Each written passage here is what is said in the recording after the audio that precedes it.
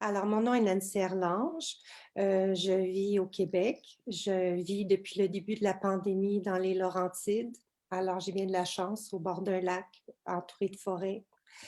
Et puis, j'ai publié une douzaine de livres au Québec, au Mexique et au Japon. Et je vais vous lire aujourd'hui des extraits de mon nouveau livre qui vient tout juste de sortir et qui s'appelle Traduire les lieux origines, qui est publié par les éditions de La Grenouillère. Et c'est un livre de textes et de photographies, de textes en prose et de poésie qui explore les différents lieux de la ville de Laval où j'habite, qui est finalement une ville qui a été créée à partir de rassemblements de plusieurs villages. Et j'ai revisité cette ville-là avec le photographe Robert Etcheverry, qui est mon collaborateur et complice dans ce projet-là. Et nous avons voulu présenter la ville comme une source d'inspiration pour une poète et un photographe. On a identifié plusieurs lieux qui sont des lieux qu'on retrouve dans tous les villages du Québec, l'église, la petite école du village, la maison du bedeau, le pont, etc. Et comme c'est un événement de poésie, mais je vais vous lire des poèmes seulement, pas les textes en prose, en commençant par un poème qui s'intitule Sainte-Rose de Lima, qui est la patronne de la paroisse du quartier où moi je vis. Sainte-Rose de Lima. Lima, 1590. Née pauvre au Pérou. À 4 ans déjà, tu sais lire sans l'avoir appris. Ton modèle est ta muse, Sainte Catherine de Sienne, auteure d'un traité spirituel, première femme déclarée docteur de l'Église. L'absence de couvent t'exile au jardin. Autochtone, vieillard, malade, orphelin. La misère du monde trouve en toi mère d'accueil. De jeûne en pénitence, à croire que souffrir te ferait grande. Les prêtres, leur Dieu et son Fils, tous ces hommes à faire loi. Sous le joug de ta foi, ton corps marionnette d'indigne fille d'Ève.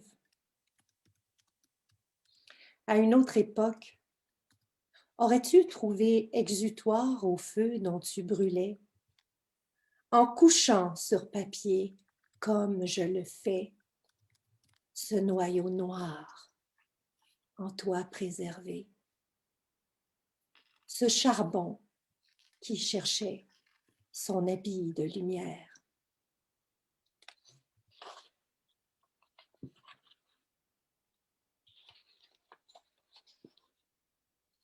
Chemin de croix. Sainte-Anne-des-Plaines, 1927. Née pauvre au Québec. Dépossédée de tes terres. Ouvrière à la manufacture, à t'instruire seule. Grand-mère, tu deviendras fille d'Isabelle, patronne de ces catholiques explorateurs et conquérants, ceux-là même qui enfantèrent Sainte-Rose de Lima. Par l'Église, la charité et l'interdit, le ciel promis et le devoir conjugal, le courage et la sentence, la fierté rapiécée. 1000 secrets honteux derrière les rideaux sages des maisons de village. Fondatrice de caisses populaires de centres d'aide aux filles mères, Tu gagnes du terrain, le droit de vote, de possession. Tu endureras toute ta vie ton mari, décapiteur d'enfance. Un homme, j'en ai eu un, je n'en aurai pas d'autre, diras-tu à sa mort. Des mots que je prendrai à tort à 12 ans pour de l'amour.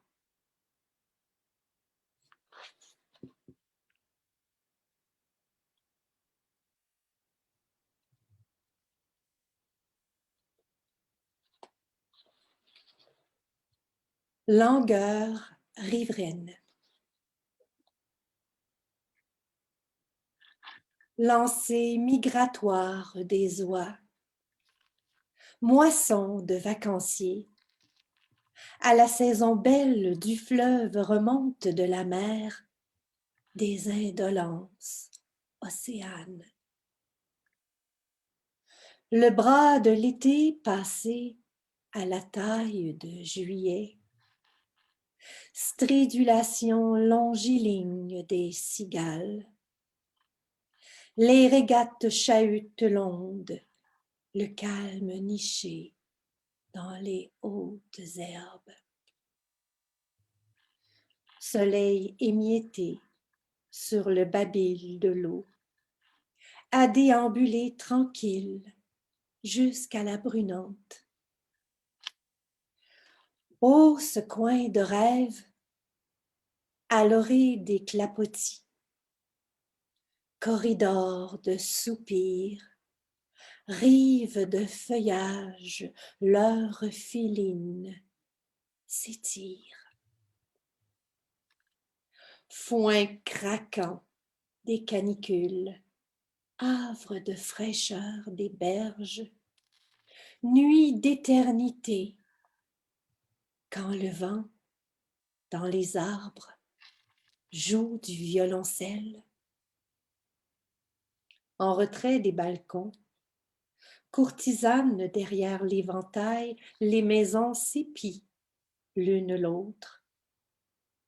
Mots d'amour ravalés, le cœur tremblant rouge se confie à la vigie d'une lampe. Plus d'une histoire s'enlisera au banc de sable indécis, sous l'œil acéré des chaperons. Finira, feuille jaunie, en quelques malles anciennes, oubliées.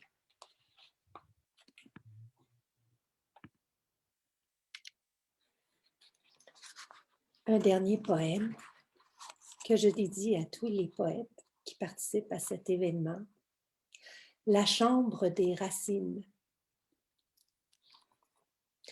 Maternelle langue, de père, de mère, d'ancestrale obstination, lignée au long cours, enfantée musique, livrée captive.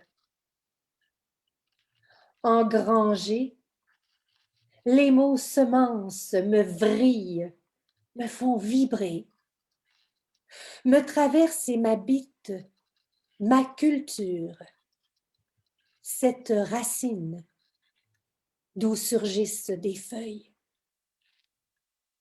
Je l'étends comme des mains, un pont de mémoire à ma fille, à l'humanité.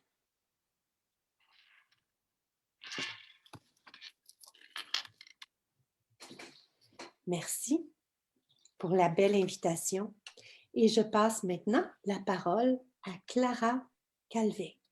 Merci beaucoup, Nancy, pour ces paroles pour les femmes et pour la poésie. Merci pour votre présence.